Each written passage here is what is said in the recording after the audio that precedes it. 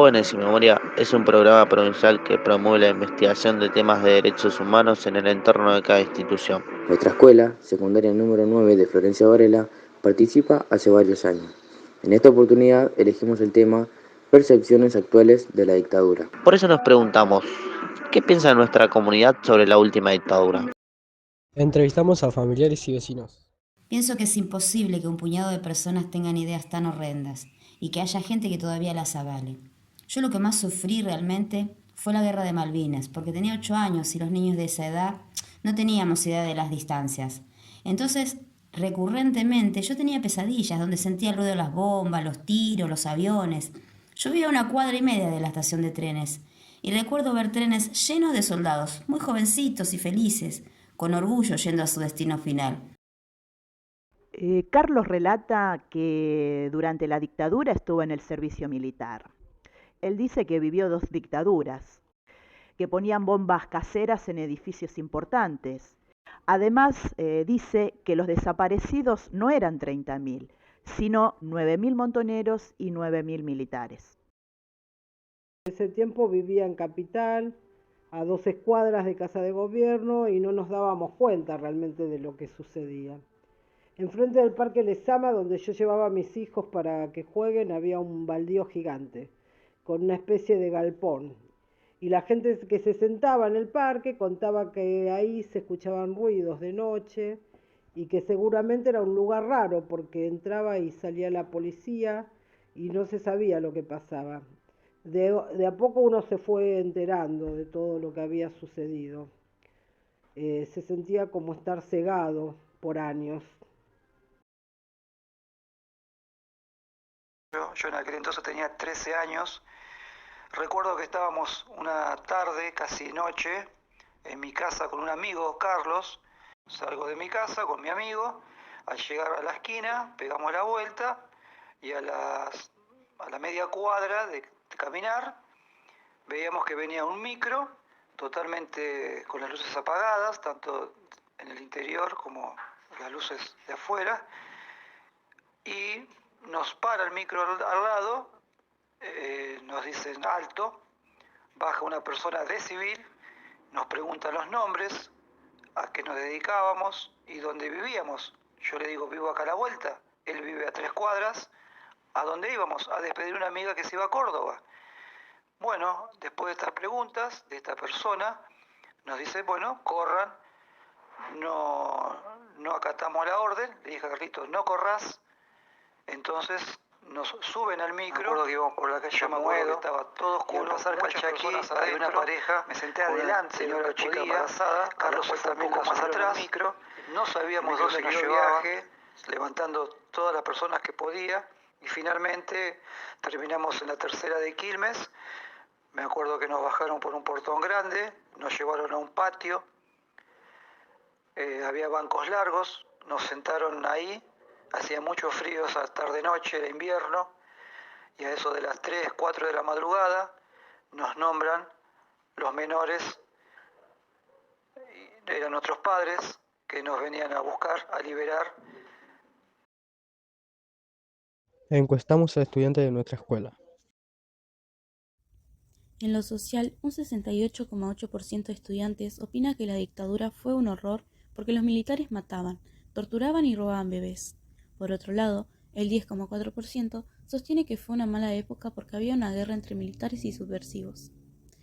Con un foco hacia lo económico, un 58,7% plantea que la dictadura nos perjudicó mucho porque nos endeudó y cerraron fábricas, mientras que el 24,7% argumenta que no sabe ya que no tiene información sobre la economía de esa época. Entrevistamos a docentes de nuestra escuela. Fue muy nefasta, devastadora, dejó mucho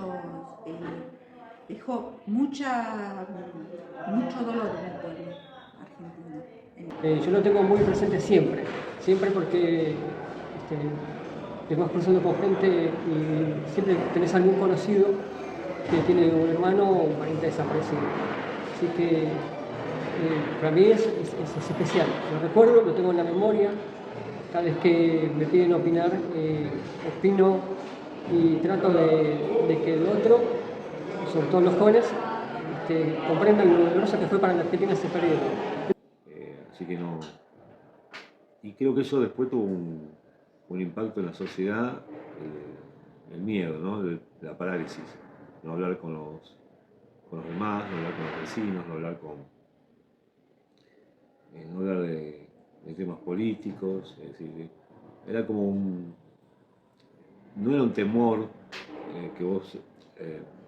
A ver, la vida continuaba, parecía de la misma manera, había baile, había partido de fútbol, más se jugó el mundial, pero era solapado la dictadura, es decir, se trabajaba de este plano, ¿no? Desde el plano del temor. No hablar, no te metas, por algo sucedieron las cosas. Una época trágica, oscura, que mató, secuestró, asesinó, desapareció sobre todo a jóvenes. Es el momento en que comienza la deuda externa. Argentina nunca tuvo deuda externa y en ese momento comienza una deuda impagable hasta el día de hoy, que hipoteca el futuro de todos los pibes. Fue la época más triste, creo, para mucha gente. Tengo un compañero desaparecido, Nelson, compañero de secundario. En la última dictadura cívico-militar se vulneraron derechos, se vulneró la libertad de los argentinos. Y hoy, a 40 años de la recuperación de la democracia, de la recuperación de la libertad, de la recuperación de los derechos, no tenemos que olvidarnos y tener memoria, como dice un cantautor argentino, ¿no? Para que esos derechos no se vuelvan a vulnerar. Visitamos el espacio de memoria de Quilmes, ex centro clandestino de detención El Pozo.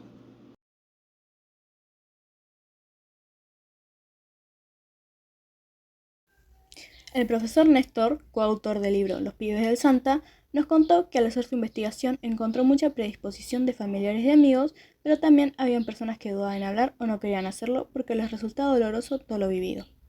Quizás se podría entender como algo de temor, a pesar de los años transcurridos, de hablar de aquellos temas. Entrevistamos a Julio Larruz, amigo de los pibes del Santa y sobreviviente de la dictadura cívico-militar, exiliado a Paraguay. Julio fue militante de organizaciones políticas que cuestionaban las acciones que los militares llevaban a cabo, y por eso fue perseguido e incluso tuvo que exiliarse para escapar. También nos contó quiénes estuvieron involucrados y fueron participantes de hacer desaparecer, torturar y matar. Se vieron involucrados militares, policías, políticos, médicos, sacerdotes y hasta civiles.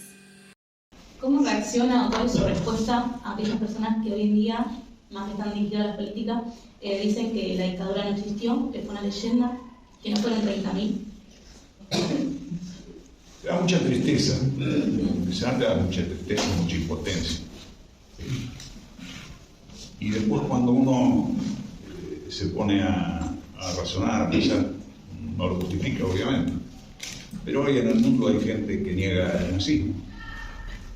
Hay gente que niega que la tierra sea redonda. Hay gente que lo niega por convicción, y hay gente que lo niega directamente por interés o por representar determinados intereses económicos o un determinado proyecto del país. Entonces negar que pasaron esas cosas es como arrimarle leña al fueguito que ellos quieren mantener también. Es un país para todos, es un país donde la justicia no existe, donde el derecho laboral desaparece, donde la vieja idea de la igualdad no les importa. Mis cicatrices, mi historia, mi fama, mi gloria, mi pena por panas desaparecidos. Memoria.